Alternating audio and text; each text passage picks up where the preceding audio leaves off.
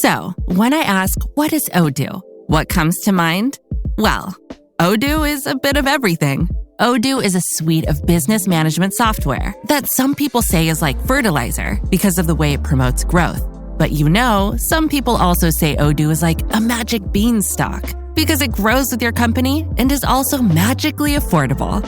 But then again, you could look at Odoo in terms of how its individual software programs are a lot like building blocks. I mean, whatever your business needs, manufacturing, accounting, HR programs, you can build a custom software suite that's perfect for your company. So what is Odoo? Well, I guess Odoo is a bit of everything.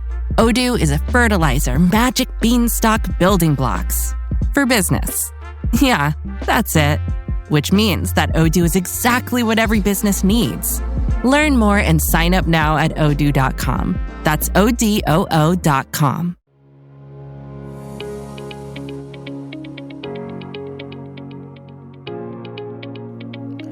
Welcome to the Delighted Customers Podcast. I am so glad you're here. We challenge conventional thinking about customer experience because I believe that improving experiences isn't just good for business, it's a powerful way to make a meaningful difference in people's lives. Each week, we feature thought-provoking conversations with industry thought leaders from a variety of backgrounds, offering unique perspectives and actionable insights. Get ready to sharpen your leadership and transform your approach to customer experience. Let's dive in. Well, today on the Delighted Customers Podcast, I am so excited to welcome a fellow banker. So excited to have someone from the banking industry. And Tara Brady is the Chief Experience Officer at Provident Bank. Provident serves New York, parts of Pennsylvania, New Jersey, and is now quite a large bank. And so excited to have you on the show, Tara. Welcome aboard. Thank you so much, Mark. I'm really excited to be here. Yay. So we're going to talk about some fun stuff. In particular, if you're not familiar with it, in banking, there are sort of these mega banks that you probably have heard about, too big to fail banks. And then there's a whole bunch of other categories of banks that are trying to compete and get market share. And we are today going to spend a little bit of time talking about sort of this David and Goliath phenomenon. How can you compete with the bigger banks and share some tips? But before we do, Tara, can you share with the audience a little bit about your role now and a little bit about your background on how you got to doing what you're doing today? Absolutely. So my role as the Chief Experience Officer entails everything that touches a customer. So the customer experience segment currently have a team of 4, which has all different dedicated focuses: CX insights and design, voice of the customer, journey mapping, traveling the customer journeys and understanding where the pain points might be, removing friction. My team has taken on a leg of our employee experience stool when we talk about employee activation. So how do we empower our employees to be great in front of customers? How do we give them the tools? How do we give them the resources? How do we make sure that they feel supported? And then I also oversee the marketing team. So when we think about that connection to customers, everything they touch, everything they see about our brand has a customer-centric focus and feel because, again, my team is a part of all of those different processes. Yeah, love that model, the structure of your team, and what a great way to go about making an impact, making a difference, having some influence over those different areas that you shared. So one of the things that we are going to talk about is this idea of thinking about how we compete with larger organizations in the world of banking in particular. It almost seems like an unlevel playing field. If you're not familiar with banking, it may be true in other industries as well. Once you get to a certain size, you can literally bring in your own staff to do things like tech, and you can literally have like 30, 40, 50 people and have proprietary systems where typically smaller to medium-sized banks work off of someone else's core operating system, middleware, other software applications for all the different product categories are stitched together, for lack of a better word, to make to make things happen. And so you have a lot less control, and you're sort of at the mercy of what those business partners that are helping you deliver for the customer, however they want to prioritize getting things done. And so I'll let you just respond to that from your own experience. So the unique thing for me is I started in the big bank world, and I went from the big bank world to the smaller regional bank. I've been in the credit union space. I've gotten to travel this lens as an employee and as a customer. So I feel that I have a pretty good viewpoint of what the key differentiators are. The thing that I will say that I think is most impactful about the regional bank and banks of our size is we are very much in it with our customers. And when I say we're very much in it, people say, we are in your communities. All banks will give you kind of that messaging. But I think the unique thing about banks of this size is these things are real. We truly are living in the communities where we work, and we truly are making decisions about you and your personal situation together as a collective. It's not done by the big bank AI, and it's not done off at some random headquarters that nobody ever gets to see. Our group of folks is coming into our headquarters in Island, New Jersey, and we are working together to understand what are the pain points for our customers. What does decision making look like? Do we need to have more conversations, right? So we're not at we don't have the joy of having all of the like fancy toys and the shiny objects. But what we lack in that area, for me, we make up in the human emotional connection. And there's been so much conversation about AI and the speed of things. And, you're going to get left behind if you're not in that space. But I talk to customers all the time. I talk to happy customers. I talk to frustrated customers. I talk to tired customers, depending on what's happening in their personal life. And with banking, there's very human touch points and moments that matter. Crave that human connection when we're dealing with something that is so personal. When we're talking about your banking and your money, that's not something you want done by a robot or a computer. That's something that, when I have a death in my family, I need advice on how to manage a situation. When I'm starting my small business, I want someone who also is working in what would be a smaller business, thinking about and helping me make those decisions. I want to see the person at my bank that comes into my small business and banks. And as I bank with them, they patronize my business. That's the benefit for me of seeing all the places and all the communities that we touch. When you think about those empathy-driven experiences too, so much of customer experience is around those connected moments that matter. Big banks focus on their size, and we focus on the moments where we can show up for you. And I think that is a crucial part of the focus of why, not necessarily going with the large bank is beneficial for you as a customer. You have more connectivity to us. We have more connectivity to you. We have a clearer line of sight, right? I'm not digging through millions of customers, right? I'm looking in smaller numbers, which gives me more time to work on what's important to you. And I say that as a CX leader who takes feedback and will take that feedback back to teams, and we'll make improvements and changes. And I'll call and follow up and let you know what we changed because Mark, you called me and gave me the feedback. That is one of the most connected experiences a customer can have. And I really don't imagine that's happening on that kind of national forefront level. Yeah, I would agree 100%. And I really like the way you frame that is the emotional connection versus the size and bells and whistles perhaps that some of the larger banks have. I think it's true in banking. I think it's true in other industries as well. They're having similar conversations about, well, how can we compete with the big guys? They have all these millions of dollars to throw at this and all these people to throw at this. And while, it is important to have a strategy around how we're going to use technology to improve the experience itself is really what we're starting with, and how we're going to use the technology, not have technology in search of a strategy. Very, very, very true. You hear conversations a lot about, that AI is going to replace this or technology can do this, right? My goal always, and I've said this several times in different conversations, technology should only make things better for people, in my opinion. I should be able to support you faster as an employee because of technology. You should be able to get immediate answers you need as a customer because of our technology. But that technology shouldn't be the answer. And again, banking is a unique industry in that you're dealing with the most crucial thing in people's lives. You either have enough money or you're worried about making more money, or you are worried about how much money you have and keeping it safe and secure, right? There's such a visceral connection to how you feel about your money. that it is something that, and it just needs that human connect. When you need advice, when you need guidance, when you need support, it's just, for me, it's not something that technology shouldn't be fixing that portion of it. And I know people will say I have a very outdated view or an old school sentiment to it, but the customers I talk to are not looking for AI when something goes wrong. They're not looking for AI when their child's getting married and they want to celebrate and figure out how they're funding the wedding. They are wanting to share that. They are wanting to connect with you, and they're wanting to know that, again, in those moments that matter, that their bank is going to be crucial in supporting them. And so let's talk about this in terms of, so what's the big deal here if you're in the C-suite and you are working, for a mid-sized company or even a larger company, but maybe not a mega bank, and whether it's in banking or not, and we're talking here about the customer experience and the emotional connection that you're describing. If someone were to say to you, which we do hear all the time, is like, well, I can't compete with the big guys, and we need to make our numbers, we need to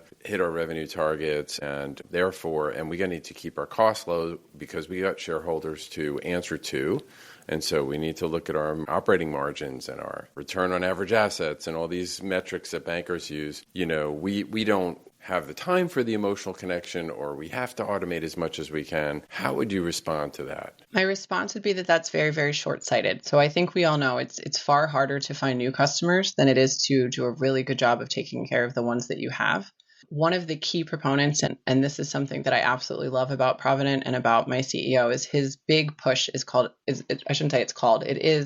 focusing on creating advocates for life. How do you get a customer that is so happy and so engaged and so connected to you that they'll go out into their communities and they will advocate on your behalf? How do we have to take those calories and we have to take those moments that matter, and we have to make positive impact. I mean, it would cost us so much more to constantly chase customers than it would be to really engage the ones that we have and help them to become advocates for our organization. The other portion of that is that investing in our employees and making them advocates for your organization. They have to be as bought into your brand and as engaged as your customers are. And when you make that investment in not only the human emotional connection of your customers, but also of your employees, you really help impact and change lives. And at the end of the day, the bottom line is more customers that are happy to stay where they are and are not enthralled by the shiny objects of the big banks and not willing to jump ship and like that human emotional connection. No other people like them that are also looking for that. So for me, it would be very short-sighted to just say, hey, we have to go fast and we have to try to keep up, versus let's take that time, let's invest, let's build that relationship, and let's create that advocacy. Yeah. Recently I had Bruce Temkin on the show. Actually, I think that's coming out this coming week. He's come back a couple of times. And Bruce was the co-founder of CXPA. He was the founder of XM Institute. He worked for many years at Forrester before that. And one of the metrics they used was one that looked at success, effort, and emotion, called the CXI at Forrester. And an emotion of the three: customer, was I successful? Did I accomplish what I hoped to accomplish? What was the effort like for me? And then the emotional, how did I feel about the experiences I went through? And emotion, all three of them were important on loyalty, but emotion was the most important. So to your point, if part of the answer, I think, to the C-suite is, if that's what's going to drive loyalty, if that's what's going to drive customers to keep coming back and telling their friends about the experience, then there's your financial argument. Absolutely. I mean, it's very hard to put pen to paper to say, here's the math of this. This is exactly how, and some folks will say, yes, there's the customer lifetime value. There are certain numbers. It's very hard to put pen to paper on how people are advocating for you, but also how important that advocacy is. And the other piece of that is that customers are equally loud when they're dissatisfied. So if you're just rushing to push products and you're rushing to try to hit numbers quarter over quarter just because to hit that number, when those folks are dissatisfied and they're not emotionally connected, when they leave, they're noisy. They're unhappy. They're disjointed. So now you've created kind of anti-advocates or detractors through this process. So it's not just on the front end. I think it's also on the back end of that scenario.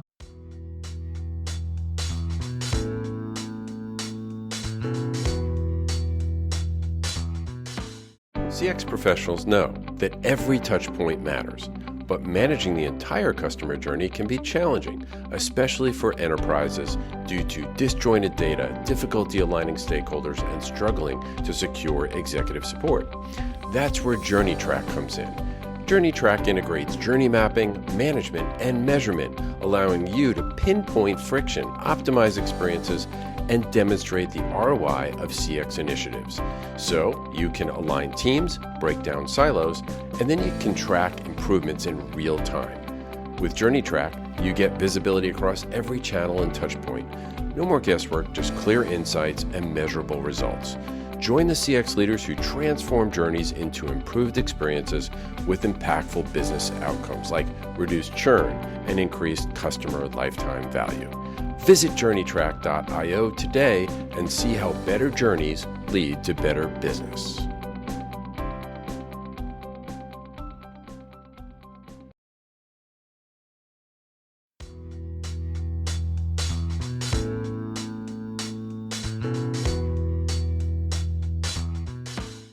Really interested in the position that you identified as a need in the organization that you're going to be filling soon, which is sort of the liaison between the employees and the customers and filling that gap and helping make that connection, bridging that for the ultimate customer experience. Could you describe more about what that role is going to do and what the outcomes you hope to achieve from it? Absolutely. So as a part of the CX team, we're going to have a role which is going to be called Employee Experience Activation Leader. And their role is to understand what the roadblocks are for our employees to activate in different situations. So say we provide a tool, right, that feels really awesome and we've tested it and it seems great. But when the employees in that interaction, right, they're not able to use it as quickly as they need to, or they can't draw the information they need. The goal is that this person goes out and supports the employees to understand how are things going with the customers and supporting the customers. Do you have access to the tools that you need? Are the tools helpful to you in interactions, right? It doesn't matter if I make the coolest tool on the planet. If when you're in the heat of the moment with a customer, you're like, oh, I can't remember where that, right? We want to avoid all of those pitfalls. I think we've all worked in a place where someone's handed you a manual and you're like, I can't read this manual in front of a customer. So I think that's the neatest thing about this is we're going to take idea and action based on customer feedback of where this pain point came from. And we're going to build the tools and the support and the training models and the things that the employees need to activate. And then we're going to have someone work on it with them, with the outcome being, again, a better employee experience. We all know more engaged employees deliver better customer experiences. This also allows our employees to have a feedback role and model in the tools that they use and the experiences that they're creating. And I think pretty much everyone feels better when they get to be a part of something versus just, hey, go do this. So I think that's the part I'm most excited about. We've learned so much in it's almost 3 years now with Provident of just where we thought we fixed something and maybe we made it a little bit more difficult for the employee, right? So that's one of the things we're also going to measure is employee effort score, right? How easy is it to be great in an interaction with a customer? What the ultimate goal is, again, really well-educated, empowered employees who have great efficiencies, my 3 E's of kind of EX and CX, lead to great customer experiences. So I could not be more excited for that to be coming to Provident. I lost sound. I don't know where you went. Sorry. Oh, you're back. Sorry. It was my bad. I had myself on mute because I was coughing. Okay. Forgot to take myself off of mute. Good. Okay, so we'll probably put a commercial break in there at that point. Okay. Oh, good. I'm going to get a drink too then if we're doing that. I'm just going to comment on that and ask you another question. Put a little pause in here for myself so I can see when to come back. So kudos to you for being creative enough to think through that position because there's so much great intelligence that can come from employees, whether they're on the front line or behind the scenes a bit, that can really tell you what's going on. That, yeah, there's some operational data, there's some sentiment data that you can glean, but when you hear direct from the people who are serving customers, that's such a great source of information to be able to respond to. I could not agree with you more. And I think that is also one of the best parts about working at Provident. Since I got here, I've done a ton of journey mapping. And when I journey map, we're doing the UX. We're doing what does the customer feel and what do you feel? And I think that's a sign of engagement and, connection to our culture is every single person I talk to and I say, this is why we're going to do journey mapping. This is the outcome. Our team members, back to the very original about being the regional bank, they care. They want to point out this is painful and this could be better, right? So I don't think anything speaks more to our organization when we think about our customers is that our employees also know that this is a process and they know that these things are taking place and they are eager to make improvements on behalf of our customers, which is also awesome. That is awesome. Tara, can you shared this? I think this is a great strategy that I don't think a lot of people are doing this, hiring this person that can be that liaison. Are there any other strategies that come to mind that can help small to medium size, start with banks, hopefully the idea goes across other industries as well, that maybe you've implemented or you're in the process of implementing that? I think the most crucial thing that we can all focus on and really implement on is digestible amounts of information. So coming at this as a former branch employee,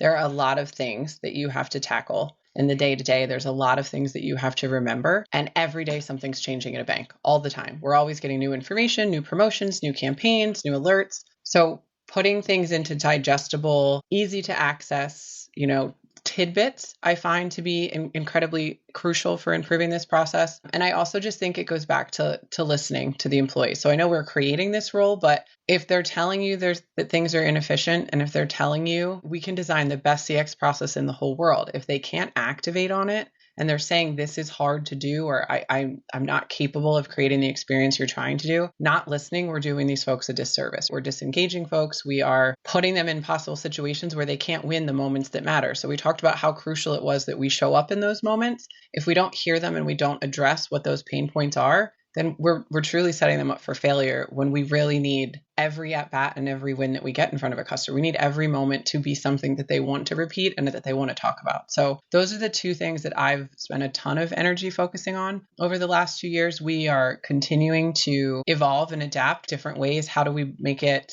more interesting? As we know, everyone's changing. Your Instagram reels are 30 seconds. How do we get people's attention? How do we make this important? How do we make it usable? So those are the things that, I'm really trying to work on. And I think other organizations and other groups can do similar things. It doesn't have to be this big, expensive, in-depth training or process or binder, but it definitely needs to be something that folks can activate on. So important to think about that. And I think also receiving the employees' feedback, they're telling you where they're having trouble serving the customers who are feeling the pain. And of course, if they keep coming up against the same problems or similar problems, well, their experience is going to be dreadful, and that ultimately will cycle back to the customer. The question is, they are a great source for you, and hopefully, I'm sure you do this, is how do you go back to the root cause and say, let's just fix this upstream so they don't have to keep doing heroics, because oftentimes we do hear about heroics, and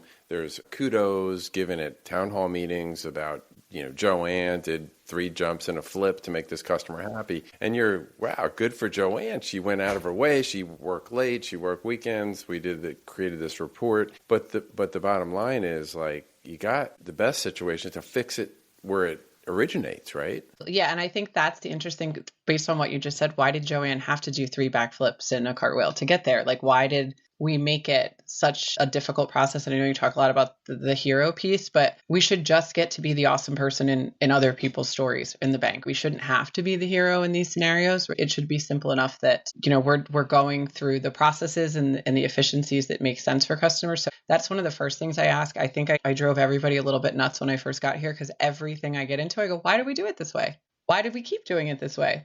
We've had complaints about this. Well, it's the way we know it, or it's the way we built it, or it's the way the system allows. So it's also being creative and challenging people to think about things differently, being open to change. Or it might feel uncomfortable if we do it a little bit different, but in the end, if it's a better process for you long-term, if it's a better process for the customer, then that's a win all around.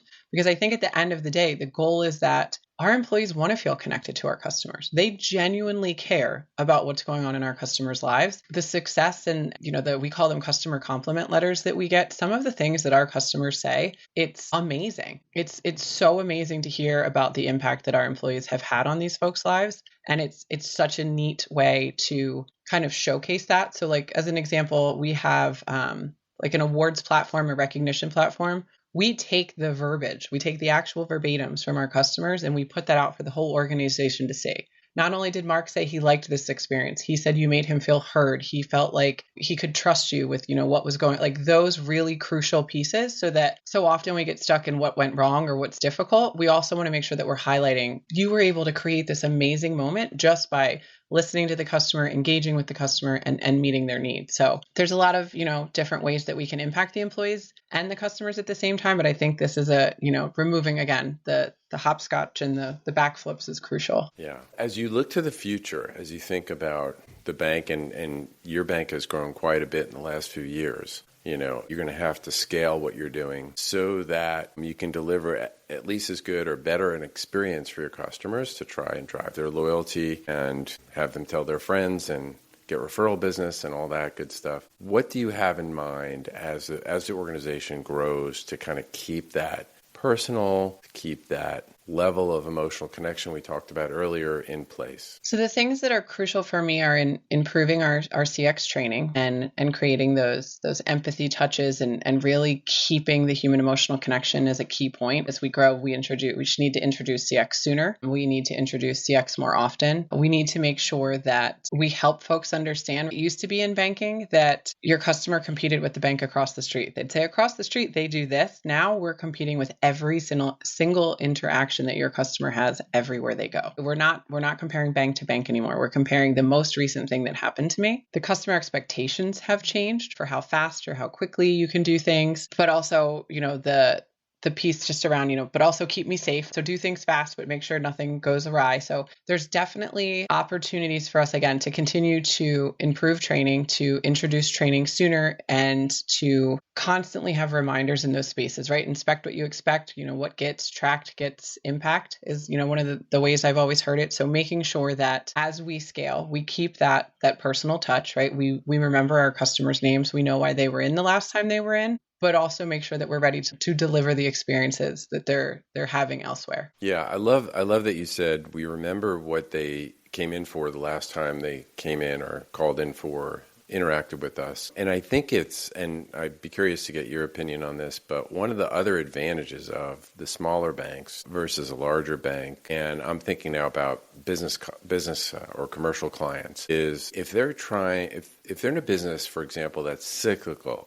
Like, let's say they're cyclical in contracting, and maybe they're a government contractor or they're just a private contractor, and their business happens to be cyclical. Well, the big banks may not care at all. They may not want to listen about the cycles that you go through. But the smaller banks already know that you're going through cycles, and the conversation's a lot different. The conversation's, more collaborative with the bank. At that point, the bank's a partner of yours, a business partner of yours. They're invested in you if they've either lent you money or offered a large line of credit, for example. So what are your thoughts about that as being a really important advantage as a small bank? So what you just shared is actually such a crucial part of what we do at Provident, and we do customer highlight videos where we go out to a business that we've created a great kind of relationship with, and we highlight their business and they talk about their relationship with Provident. And one of the videos that I got to be a part of, and one of the neatest things I've ever heard a customer say, was, when all of the other banks looked at me in black and white, you looked at me in color. You came out to my place of business. You learned about what I did. You didn't just look at the books. You didn't just say, hey, here's the numbers. You took the time to invest in me, to understand my business and the value. And for that reason, I can't imagine banking anywhere else. Like, that's the level that you're getting, where the larger scale folks might go, yeah, this doesn't make sense. I'm looking at this. This isn't connected. But we'll take the time to get to know you. We want to understand where you are today. We want to understand where you're going, and we're willing to make the investment in you as a customer to learn about you and to connect those dots. So that's the neatest thing. Again, having a customer say this unscripted, this was his feeling, this was his opinion, was an absolutely amazing testimonial, but also that was the impact he had. The big banks just weren't interested in what he was doing. What a great story. And I think it's true in banking. I think if you're listening and you're in a business where you think, you just can't compete because they've got all these people and money and locations or whatever, hey, you've got a very unique advantage because, as you mentioned, with the people who call in want to know that when what they called in about the last time, they don't want to have to repeat it. This idea of know me extends to business loans, and it extends to all sorts of different things where you have a competitive advantage because the large companies, you're much more like a number, right? Agreed. Yeah. No, I think and again, we hear that directly from our customers. I want to go someplace where the bank knows who I am. I've been with your bank for years, 20 years, 50 years. Like that's a pride point. So when you talked about partnership and connection, there is something about the bank that helped you open your small business. There is something to the bank that was there when you had to send your child to college and you weren't sure and you had to move through those processes. There's something to the bank that supports you in buying your first home. I keep saying moments that matter, but these are such crucial points in people's lives. And that's another neat thing. Provident's been around for 185 years. So we've been through it. We survived, the PPP loans and had such great feedback about how we got into the weeds with customers and got them supported and got them what they needed. So, our tagline is commitment you can count on. And we very much mean that when you need us, you have our commitment. You can count on us and we're going to support you and we're going to help you. Well said. Well said. Tara, I'd love to continue talking. We'll have to have you back on the show, but we have to land the plane now. Okay. And I want to end with the same question that I ask all my guests at the end of the show, which is what delights you as a customer? I think the thing that delights me most is people trying. I'm going to back into this. The thing that delights me least is when people say, I don't know, or I'm not sure, or they make absolutely zero effort. I understand that in the service industry, the pay might not be great and people deal with all kinds of things every day, all the time. But the simplest interactions, if you are kind, if you are friendly, if you are making eye contact, if you're engaging, and if you try, if you go out, some people say go out of your way to please. I don't need a grand gesture, but I greatly appreciate when people put in effort to connect with you. Now, do I have my I expect this at certain places? Absolutely. But I think it's easier to delight customers than people represent. I do. I enjoy the human emotional connection. So a smile, people say your name, they repeat your name. I think that's crucial to connecting with people. So, for me, it's the little things that really seem to go a long way. Love it. Love it.